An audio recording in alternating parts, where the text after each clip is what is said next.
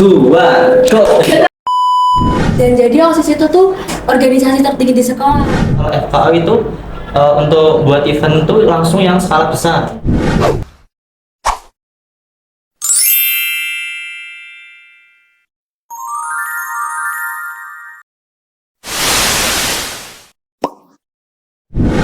Halo semuanya, kembali lagi sama kita di PD Podcast DKV. Sebelumnya jangan lupa like dan subscribe channel YouTube kita, dan jangan lupa follow akun Spotify kita dan dengerin podcastnya ya. Sebelumnya perkenalkan, saya Zabrina Ayu dan 3 narasumber yang pastinya kalian warga sekawan udah gak asing lagi nih sama mereka. Yuk kenalan sama mereka. Halo, kenalin nama aku Lina Medina dari kelas 12 DPB 1. Saya Asmi Taskia dari kelas 12 DPB 1. Saya Firman Dewana Samawa dari kelas 12 TI 2. Oke, kabarnya gimana hari ini? Ya, alhamdulillah sehat. Alhamdulillah, baik. Sehat, alhamdulillah ya. Semangat ya podcast hari Semangat. ini. Oke, kalian akhir-akhir ini lagi sibuk ngapain sih? Kayak mungkin dari OSIS itu ada kegiatan apa akhir-akhir ini? Kalau dari OSIS sebenarnya kita udah purna. Karena beberapa waktu lalu kita udah ngadain serangkaian kegiatan termasuk Pilketos juga dan akhirnya sertijab. Sedih banget pasti ya. Pasti Ada yang nangis loh. waktu perpisahannya. Waktu Siapa tuh? Ya ada. Nah, kalian kan ikut organisasi OSIS nih. Menurut kalian apa sih OSIS itu? Mungkin teman-teman yang lain belum paham betul tentang OSIS ini. Jadi OSIS itu kan organisasi intrasekolah. Dan jadi OSIS itu tuh organisasi tertinggi di sekolah. Jadi OSIS itu organisasi yang menaungi organisasi-organisasi lain yang ada di SMK 4 ini seperti Ambalan, Rohis, dan lain sebagainya. Nah, seperti itu. Dan kita di sini sebagai pengurus OSIS. Mau udah purna. Iya, sudah benar. Mau udah purna. Terus kalau di OSIS kalian jawab apa tuh? Kalau aku di OSIS jadi divisi IT.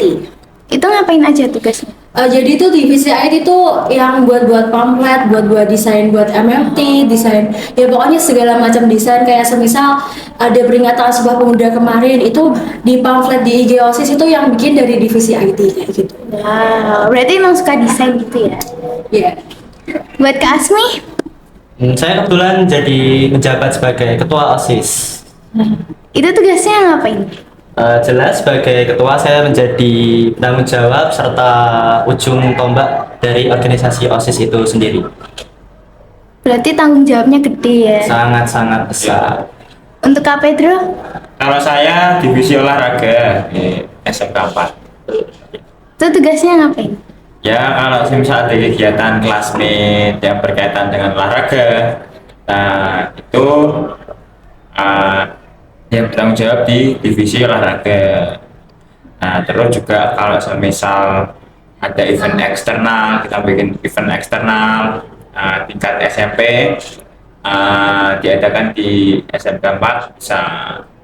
Itu masuknya ke prokernya olahraga seperti itu. Oh, berarti prokernya OSIS tuh kayak yang bikin lomba-lomba event-event gitu ya? Betul. Dan kebetulan juga Mas Pedro menjadi ketua divisi Olahraga. Wow, keren.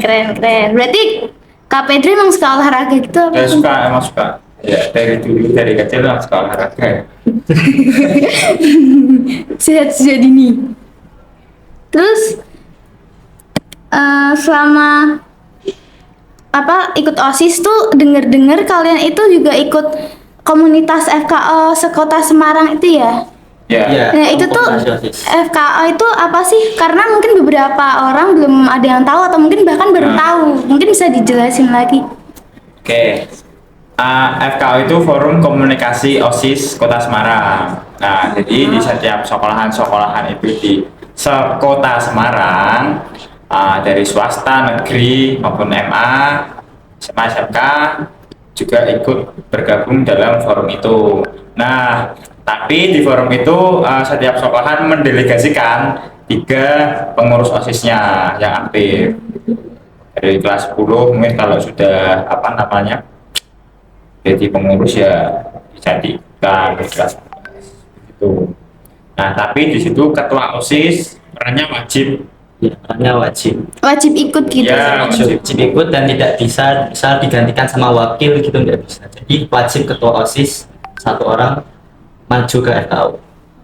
Berarti itu bener-bener banyak banget anggotanya ya, karena Sangat. se-Semarang. Iya. Semarang. Nah itu awal mulanya gimana sih? Kok bisa terpilih jadi anggota FKU? Seperti yang sudah tadi dimention sama Pak Pedro, buat anggota wajib yang mengikuti FKU kan ketua OSIS nih.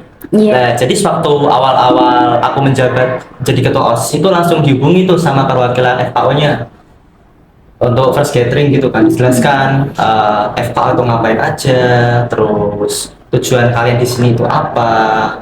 Nah, setelah ada berbagai runtutan kegiatan yang dilaksanakan, saya diberikan arahan untuk memberikan 2 delegasi yang dimana di sini saya menunjuk Lintang sama Pedro. Berarti itu nggak ada seleksi gitu ya? Seleksinya itu sebenarnya dari pilihan saya sendiri. Oh. Saya menyeleksi sendiri gimana orang yang pantas, gimana orang yang bisa bertanggung jawab, dikarenakan di FKU pun kita bertiga itu membawa nama baik SMK Negeri 4 Semarang. Jadi di sini saya benar-benar memikirkan orang yang layak untuk membawa nama baik SMK Negeri 4 Semarang. Berarti harus matang banget ya, nggak boleh salah pilih orang. Betul, jangan sampai. Terus buat Kak Lintang nih, waktu dipilih Kak Asmi itu rasanya gimana? Awalnya pastinya mikir-mikir dulu kan, karena itu juga membawa nama baik sekolah juga. Juga kan pastinya bakal sibuk juga kan kalau ikut Iya, forum di iya, luar iya. sekolah juga masih sibuk. Nah itu kayak mikir-mikir dulu bakal bisa bagi waktu nggak ya, bakal sibuk banget nggak ya, bakal nanti tugasku keteteran gitu ya. Terus tapi aku mikir-mikir lagi kalau semisal aku nanti ikut forum, pasti aku dapat pengalaman lebih, punya relasi banyak, nambah pengalaman, nambah teman-teman baru. Jadi akhirnya aku juga mutusin buat ikut. Oke. Untuk Kak Pedro rasanya gimana waktu dipilih Kak Asmi? Ya senang karena emang dari dulu saya setelah lulus dari SMP itu keinginanku di SMK atau SMA pengennya ikut forum komunikasi OSIS Kota Semarang. Jadi dari dulu itu aku udah tahu FKO. Oh. Dari SMP udah tahu FKO. Seperti itu. Berarti emang udah pingin gitu ya, terus ternyata dipilih, terus jadi seneng. Tapi dulu juga SMP itu juga ada FKO juga. Oh, berarti nggak cuman SMA, SMK? Ya, cuma beda. Kalau waktu SMP itu lebih ke ketua OSIS Kota Semarang. Oh, Namanya FKO sama, tapi itu ketua OSIS. Cuma Tingkatnya SMP. Tapi tingkatnya SMP. Tapi itu dinamai sama Dinas Pendidikan Kota Semarang. Beda lagi kalau sama SMK.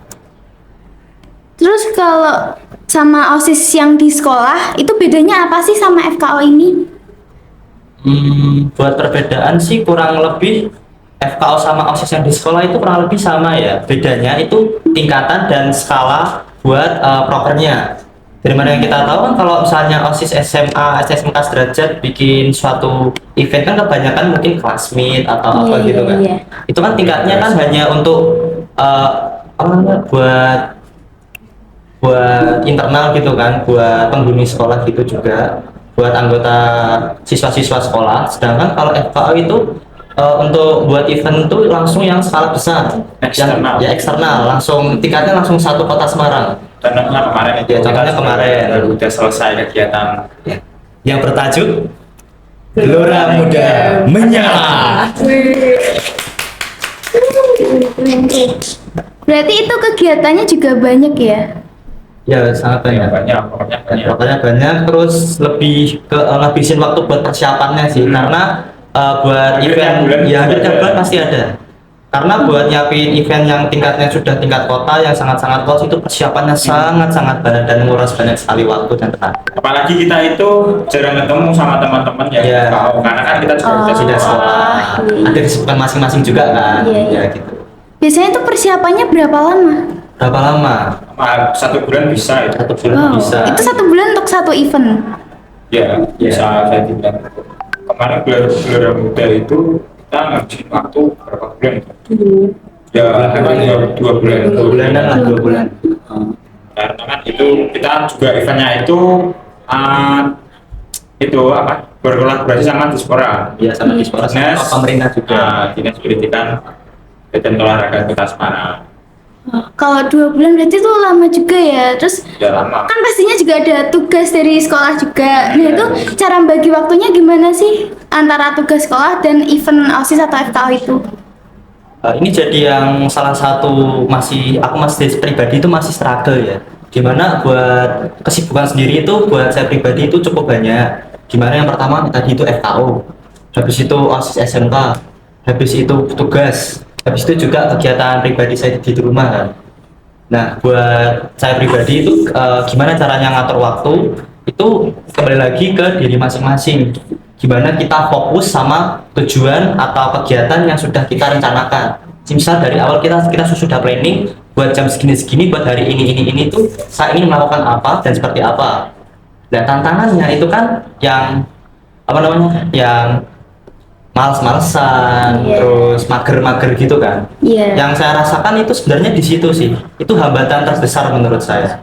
Dimana seharusnya bisa dilaksanakan saat itu juga, tapi terhambat gara-gara rasa malas. Jadi rasa malas itu harus ditiadakan. Nah itu cara biar gak malesnya itu gimana? Ngelawan rasa males itu? Lawan rasa malas dari saya pribadi itu saya kayak gimana ya? Saya pribadi itu melawan rasa malas itu lebih ke itu sih, lebih ke kayak saya bercermin lagi ke diri saya sendiri sih, kayak ayo tugasmu banyak, ingetin lagi kayak tanggung jawabnya lagi, bla bla bla, kayak tugas masih banyak, tanggungan masih banyak, kalau nggak sekarang kapan lagi, seperti itu. Keren. Berarti emang yang produktif harus produktif banget Harus gitu ya. produktif. Dan ini juga bisa dibentuk juga kalau buat teman-teman yang mageran mungkin ini juga bisa dibentuk. Jadi nggak pure kayak aku dari awal itu udah langsung bisa ngatur waktu segini banyaknya, enggak. Aku juga awalnya juga ya pasti ada rasa malas, ada rasa mager juga. Tapi lama-lama hal itu bisa dibantu sesuai. Pokoknya yang penting itu niat kalian. Kalau niat kalian tinggi, yang lain itu bisa menyesuaikan. Ya, yang penting tuh niat ya guys, Iya. teman-teman. Untuk Kak Lintang cara bagi waktunya gimana? Jadi kalau aku sendiri, aku pribadi ngatur skala prioritas dulu sih, kayak yang mana yang lebih penting. Kalau semisal sama-sama penting harus di planning juga, kayak semisal hari ini ntar aku paginya sampai sore itu harus aku bener-bener ngeluangin waktu buat sekolah, buat full time-nya buat sekolah, nanti malam baru ngurus yang acara di FKO itu, begitu seterusnya. Jadi harus bisa manage waktu, nge-planning gitu sih buat kayak schedule gitu harian. Oke, untuk Kak Petrus sendiri cara bagi waktunya gimana? Kalau aku gimana kan? Ya sama yang dijelaskan sama Asmi. Saya memprioritaskan tugas yang harus saya jalani. Yes, lagi niat. Ya, niat yang paling penting. Dan juga pesan buat teman-teman, juga sisihkan waktu buat kalian istirahat. Jangan lupa istirahat dan jangan sampai lupa makan. Dan jadi jangan belajar terus, jangan kegiatan terus. Kita juga butuh ini. Sisihkan waktu buat healing dan buat istirahat juga. Kasihan tubuh kalian kalau terus-terusan kegiatan gitu kan. Ya harus jaga kesehatan juga Betul. ya. Ya. Terus untuk benefitnya pasti ada dong ikut VFKO ini. Nah itu apa aja sih benefitnya? Yang paling jelas justru relasi dan gampangannya buat teman-temannya itu bisa dibilang itu berkualitas semua ya. Dikarenakan di situ juga ketua-ketua OSIS ada di situ semua, terus orang pilihannya ketua OSIS itu yang saya rasakan itu benar-benar berbeda gitu dengan mungkin saya kehidupan sehari-hari. Jadi orang-orangnya benar-benar tersaring gitu. Jadi kita juga ikut positif gitu. Kita ketemu orang positif, kita juga bisa jadi positif. Berarti emang orang yang keren-keren hebat-hebat gitu Ya, tahu keren kok. Keren. Oke. Terus pasti kan ada suka dukanya nih ikut FKO itu. Itu apa sih? Struggle-nya di FKO itu ya itu banyak kegiatannya itu yang harus kita itu kayak waktu kita main, waktu kita mungkin hangout sama teman ataupun sama keluarga itu bener-bener kayak terpotong buat kegiatan-kegiatan yang seperti ini gitu. Jadi struggle-nya itu lebih ke situ. Terus untuk sukanya?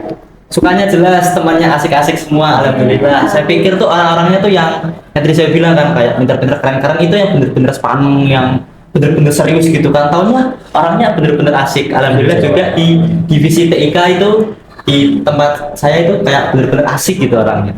Di olahraga gimana Bel? Ya sama aja, di olahraga orangnya asik-asik. Cuma kalau kayak kemarin event Garuda futsal, orangnya bekerja ya bekerja terus. Kerja. Jadi tahu kapan harus bercanda, Nah. kapan harus bekerja seperti itu.